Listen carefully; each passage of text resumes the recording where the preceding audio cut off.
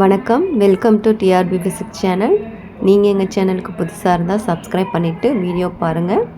இன்றைக்கி வந்து பார்த்திங்கன்னா 21 இன்றைக்கி வந்து ஜட்ஜ்மெண்ட் வந்து யூஜிடிஆர்பி கேஸ் வந்து வந்திருந்தது. அந்த டீட்டெயில் தான் நம்ம இங்கே பார்க்க போகிறோம்.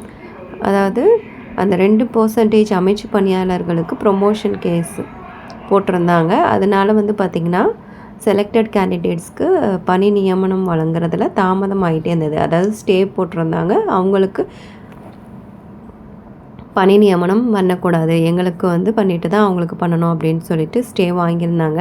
அந்த கேஸ் வந்து ரொம்ப போயிட்டே இருந்தது. இந்த 2-3 நாளாகவே வந்து பார்த்திங்கன்னா நம்மளுக்கு சாதகமாக வர்ற மாதிரி யூஜிடிஆர்பி செலக்டட் கேண்டிடேட்ஸ் வந்து ஸ்டே வெக்கேட் ஆகிற மாதிரி வந்துட்டு இருந்தது. அந்த நியூஸ் ரொம்ப வந்து எல்லாத்துக்கும் வந்து ஒரு மகிழ்ச்சிகரமான ஒரு விஷயமாக இருந்துச்சு. இன்றைக்கி வந்து இந்த ஃபைனல் ஜட்ஜ்மெண்ட் வந்து சொல்கிறதா அப்படின்னு சொல்லியிருந்தாங்க. அதாவது அந்த 2% எத்தனை பேர் இருக்காங்க அதை சப்மிட் பண்ணணும். சப்மிட் பண்ணினா தான் அடுத்து வந்து அந்த ஜட்ஜ்மெண்ட் கொடுப்போம் அப்படின்னு மாதிரி சொல்லிட்டு போயிருந்தாங்க. இந்த மாதிரி டெட் ப்ரொமோஷன் கேஸ் எல்லா கேஸும் வந்து பார்த்திங்கன்னா ஸ்மூத்தாக வந்து முடிஞ்சிட்டு இருந்தது. இதில் வந்து இன்றைக்கி கேஸில் வந்து என்ன சொல்லியிருக்காங்க அப்படின்னு பார்த்தோன்னா, இந்த 2% அமைச்சு பணியாளர்கள் இருக்காங்களே, அதாவது ப்ரொமோஷன் ஏற்கனவே ஒர்க் பண்ணிகிட்ருப்பாங்க அங்கே கவர்மெண்ட் ஸ்கூலில். அவங்க வந்து அடுத்த ப்ரொமோஷன் கேட்டு இப்போ எலிமெண்ட்ரி ஸ்கூல்லேருந்து ஹையர் ஸ்கூலுக்கு வர்றது, ஹெச்எம்மாக வந்து ப்ரொமோட் பண்ணுறது, இந்த மாதிரி இருக்கிறவங்களுக்குலாம் வந்துட்டு டெட் வந்து பாஸ் பண்ணால் போதும், நியமன தேர்வு எழுத தேவையில்லை அப்படின்னு சொல்லியிருந்தாங்க. அதுக்கப்புறம் வந்து பார்த்திங்கன்னா இதில் எத்தனை பேர் வந்து இந்த 10 வருஷத்தில் எத்தனை பேர் இருக்காங்க அப்படின்னு பார்க்குறப்போ 176 பேர் வந்து இருக்காங்க. அந்த 176 பேருக்கு பணி வந்து வழங்கணும் அப்படின்னு சொல்லி தான் கேஸ் போட்டிருந்தாங்க. இன்றைக்கி ஜட்ஜ்மெண்ட்டில் என்ன சொல்லியிருந்தாங்க அப்படின்னு பார்த்தோன்னா, இந்த 176 பேருக்கு 6 வாரங்களில் கவர்மெண்ட் தரப்புலேருந்து அவங்களுக்கு வந்து பணி வந்து கொடுக்கணும், அதாவது அவங்களோட ப்ரொமோஷன் வந்து கொடுக்கணும் அப்படின்னு வந்து சொல்லியிருந்தாங்க. இந்த 6 வார காலத்தில் அவங்களுக்கு ப்ரொமோட் பண்ணி அவங்கவுங்க ப்ரொமோஷன் கொடுத்துட்டு அவங்க பணி வந்து கொடுக்கணும் அப்படின்னு சொல்லியிருந்தாங்க. அப்புறம் வந்து பார்த்திங்கன்னா இந்த யூஜிடிஆர்பி எக்ஸாம் எழுதி லாஸ்ட் இந்த 1 இயராக வந்து செலெக்ஷன் லிஸ்ட்டை விட்டுட்டும் அதுக்கப்புறம் எந்த ஒரு முன்னேற்றமுமே இல்லாமல் காத்துட்ருக்கு 3192 ஆசிரியர்கள் நிலைமை என்ன அப்படின்னு பார்த்தோன்னா, அவங்களுக்கு என்ன சொல்லியிருக்காங்க அப்படின்னு பார்த்தோன்னா, அவங்களோட லிஸ்ட்டை வந்து கன்சர்ன் டிபார்ட்மெண்ட்டுக்கு அனுப்பலாம் அப்படின்னு சொல்லியிருக்காங்க. அதாவது இப்போ தான் வந்து அந்த டிபார்ட்மெண்ட்டுக்கே அனுப்பலாம் அப்படின்னு சொல்லியிருக்காங்க. இன்னுமே ஸ்டே வெக்கேட் ஆகலை அப்படின்னு தான் சொல்கிறாங்க.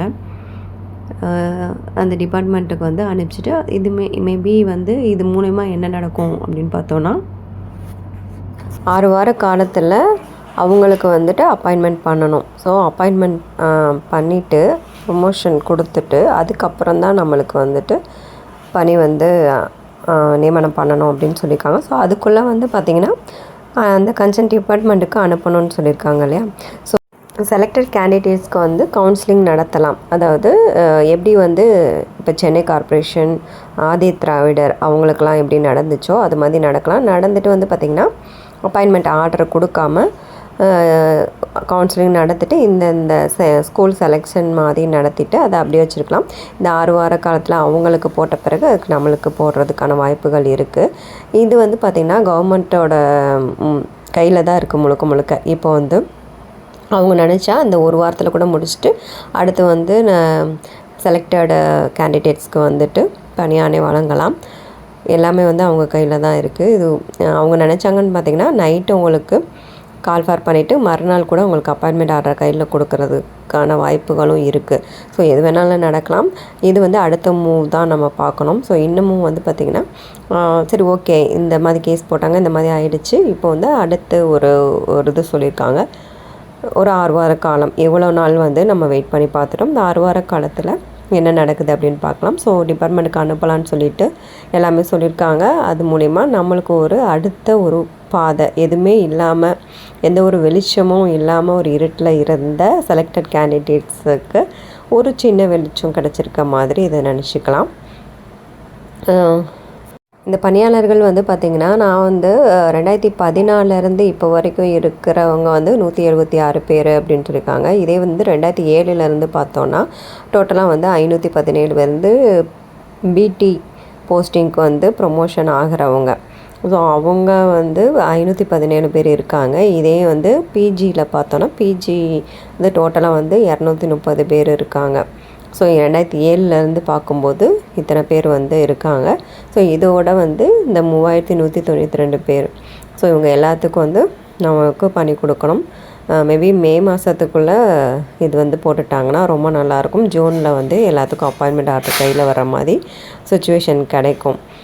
எல்லாமே வந்து கவர்மெண்ட் கையில் தான் இருக்குது. ஸோ பொறுத்திருந்து பார்க்கலாம் என்ன நடக்குது அப்படின்னு சொல்லிட்டு. இது மாதிரி வீடியோவுக்கு எங்களோட சேனலை சப்ஸ்கிரைப் பண்ணிக்கோங்க. மீண்டும் ஒரு நல்ல வீடியோவில் மீட் பண்ணலாம். தேங்க்ஸ் ஃபார் வாட்சிங்.